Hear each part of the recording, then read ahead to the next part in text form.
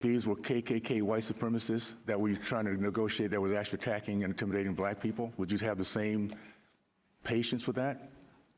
What you did Representative Owens, thank you for the question. I'm not going to engage in hypotheticals like that.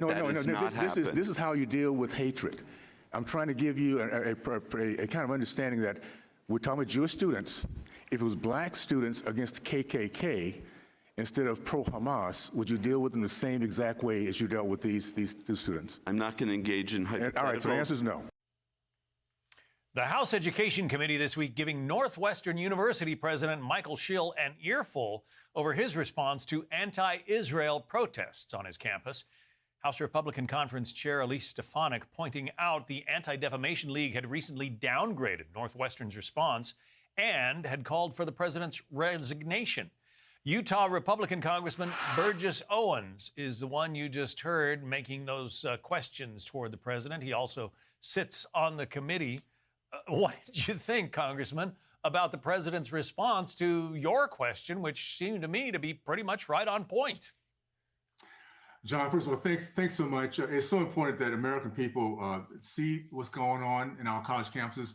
These hearings are not to convince these presidents to change their ways. They are who they are. This has been going on way too long. It's to make sure the American people realize this is what's going on behind the scenes. We have universities that for decades have been grooming, they're Marxists, grooming our kids to be Marxists. What is the result of that? Well, we'll come out with people hating Jews because we've been taught that they're oppressors. They have people coming out looking down on blacks because we're told we cannot compete like everybody else intellectually. Our colleges are there to teach our kids to be positive, to be hopeful, to appreciate the fact we have a culture and an American way that's so unique. They're coming out failing us in that regard. So I'm excited about the fact we're having these conversations, and we will make sure we follow through and hold these people accountable once given the majority of President Trump and the Senate majority. Holding people accountable, I mean, that would involve discipline for some of these students. What did President Schill say about, students on his campus who had been disciplined? I mean, have they? That's the problem.